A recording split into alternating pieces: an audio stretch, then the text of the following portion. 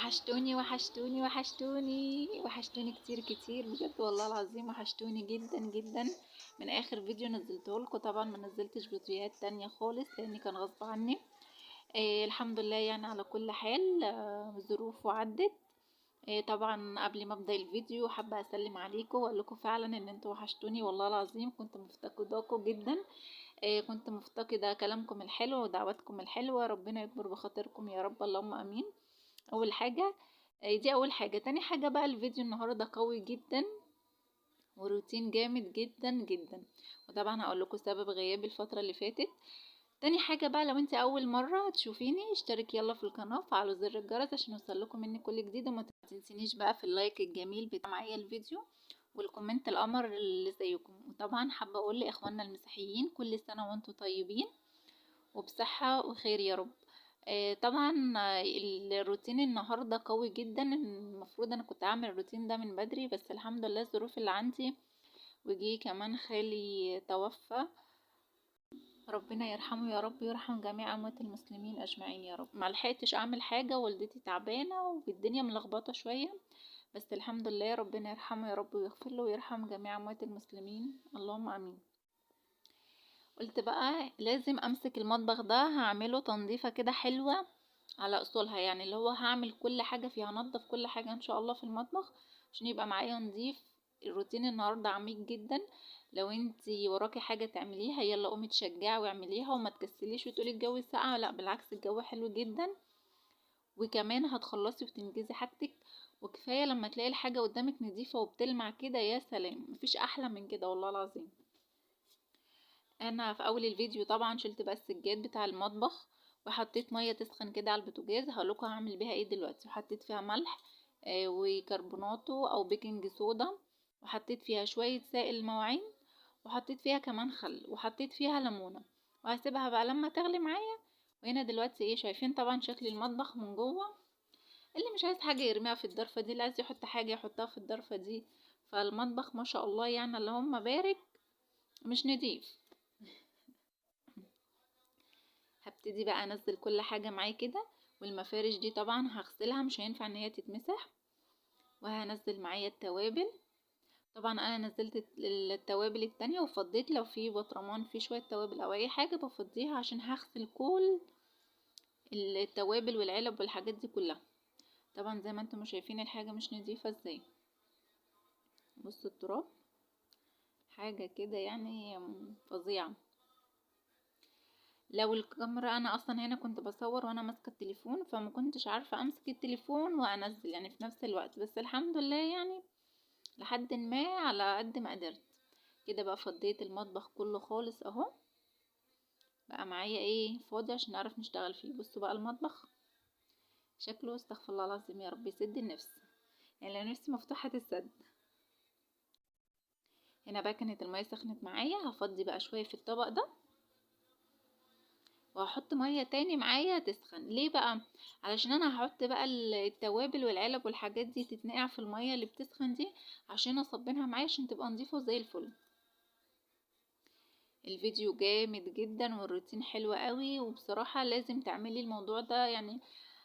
يعني كل ما تحسي ان مطبخك مثلا عايز ترويق عميق كده او حاجه لازم تعملي فيه كده.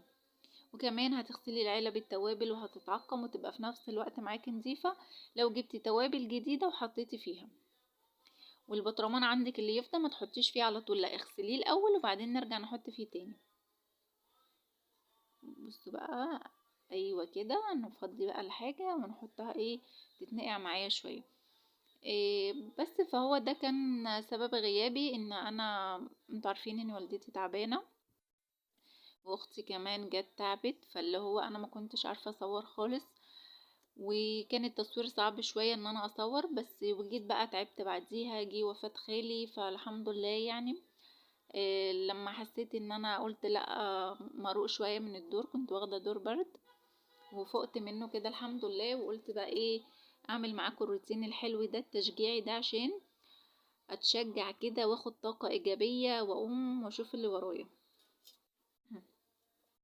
طبعا احنا متفقين ان النظافه دي شيء اساسي في اي بيت. انا معرفش بصراحه، يعني الناس اللي هي ما يعني في ناس بشوفها كده في حاجات عندها مش اساسيات، فمعرفش اللي هي ازاي يعني ترويق او الشقة تبقى مكركبة او كده. لا انا بصراحة موضوع النظافة ده عندي بيعمل لي انا حاجة نفسية. لما بقعد في مكان مش نضيف او مكركب بحس ان انا تعبانة وبحس ان انا مخنوقة. فالنظافة دي بصراحة ما يختلفش عليها اتنين خالص. طبعا بقى احنا دخلنا سنة جديدة، سنة خير وسنة تفاؤل ان شاء الله علينا وعلى أمة محمد وعلى جميع الدول العربية يا رب، اللهم امين. لو نفسك في حاجة بقى حققيها، لو عايز تعملي حاجة اعمليها. بس انا دايما مقتنعة ان مش الايام اللي بتحقق، لازم الناس البشر يغيروا من نفسهم، يغيروا من طبعهم، يحبوا للناس الخير، يحبوا للناس، محدش يتدخل في حياة حد. نمشي بما يرضي الله، نتعامل مع بعض بما يرضي الله. كل يوم هيجي علينا هيبقى كل يوم سنة جديدة، طالما بنراعي ربنا ببعض ومفيش بقى الخبث واللقم والحاجات دي. فانا مقتنعة ان الايام ما بتغيرش. انا مقتنعة الشخص لو عايز يغير حاجة في نفسه هيغيرها، لو مش عايز مش هيغيرها. فربنا يا رب يقرب مننا الناس الحلوة اللي بتتمنى لنا الخير، اللي بتحبنا وبتخاف علينا، واللي فعلا بيحبونا من قلبهم، مش اللي هو كلام وخلاص. بجد حب الناس ده رزق ونعمة من عند ربنا، فانا الحمد لله بحمد ربنا عليه. هنا بقى انا كنت بصبن المطبخ من جوه ومن بره كده عشان يبقى معايا نضيف. طبعا جبت طبق حطيت فيه شويه خل، شويه بيكنج صودا وشويه ليمون، وابتديت بقى اللي انا اصبن من جوه ومن بره كده عشان يبقى نضيف. بصوا بقى زيوت بقى وتراب وحاجات كده بعد ما خلصت المطبخ. ما شاء الله اللهم بارك، بقى بيلمع ومنور ازاي، احلى من الاول بكتير طبعا. هنا بقى خلاص غسلت المفارش وسبتها تنشف، ارص بقى كل حاجة مكانها.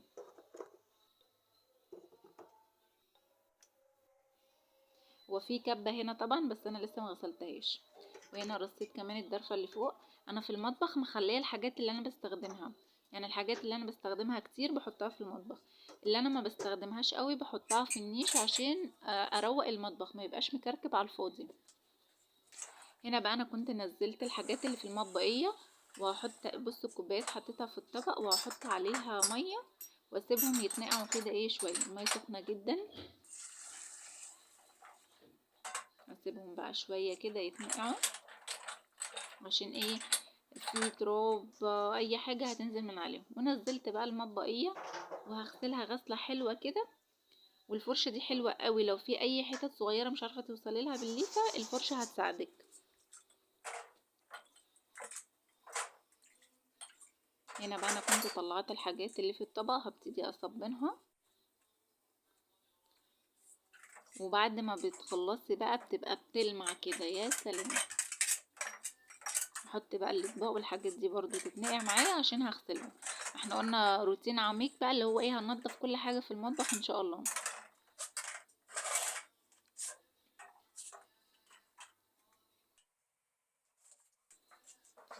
هبتدي بقى ان انا اصبنهم كده، هحميهم عشان ينضفوا.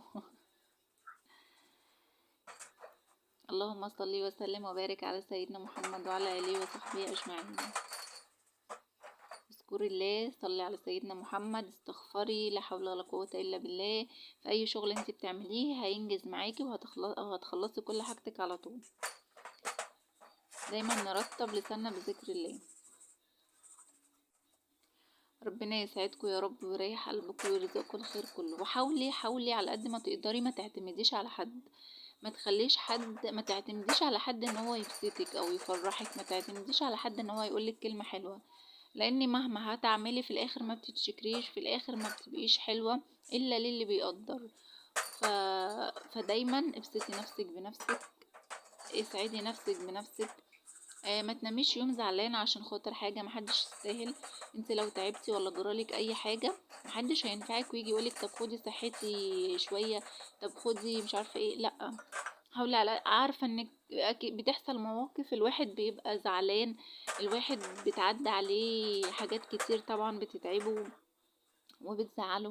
بس على قد ما تقدري ما تخليش الزعل ولا النكد ياخد من وقتك كتير. ازعلي يا ستي يوم يومين، ما تطوليش عن كده علشان ما تتعبيش. الزعل لا قدر الله بيتعب جدا الجسم، وممكن لا قدر الله يحصلك اي حاجة والنفسية. فحاولي على قد ما تقدري تعدي. عارفة ان في ناس كتير بصراحة الواحد بيتعامل معاهم بحسن نية وطيبة، بس هما ميستاهلوش ده. بس يعني المواقف، يعني نحمد ربنا ان المواقف بتبين لنا الناس دي على حقيقتهم. فالحمد لله كل انسان بيبان في وقت الشدة، كل انسان بيبان في الوقت الصح اذا كان يستهلك ولا لا، اذا كان بيحبك ولا لا. فالحمد لله يعني نحمد ربنا على المواقف اللي بتبين لنا الحاجات دي. هنا بقى انا كنت خلصت ورصيت كل حاجة مكانها ايه في المطبخ. طبعا شفتوا انا وريت لكم كام كوبايه كده كانت بتلمع كده وبتنور ما شاء الله اللهم بارك. هنا بقى انا حطيت المعالق والشوك والحاجات دي كلها برضو تغلي غلوه كده عشان اغسلها.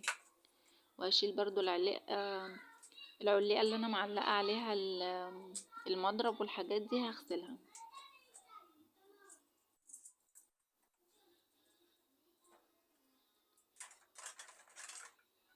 هطلع بقى الاطباق دي برضو عشان اغسلها معايا. يلا قومي ما تكسليش وتقولي بقى الشتا والجو ساقع، بالعكس قومي اشتغلي هتتدفي.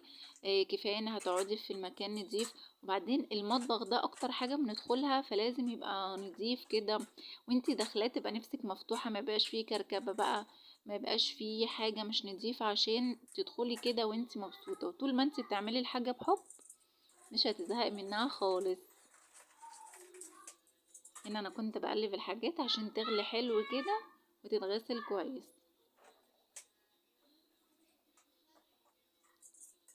تسلم ايدي والله، تسلم ايديكم كلكم على كل حاجة بتعملوها وعلى كل تعب بتتعبوه في بيتكم ومع اولادكم.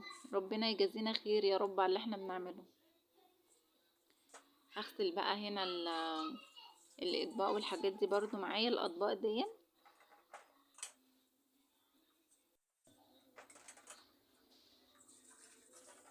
هنا بقى كل حاجة بتعمليها احتسبي الأجر عند ربنا إن شاء الله. ربنا هيجازيكي عن كل حاجة بتعمليها، مذاكرتك لأولادك، تعبك في البيت، وقفتك في المطبخ. فكل حاجة بتعمليها إن شاء الله ربنا يجازيكي عليها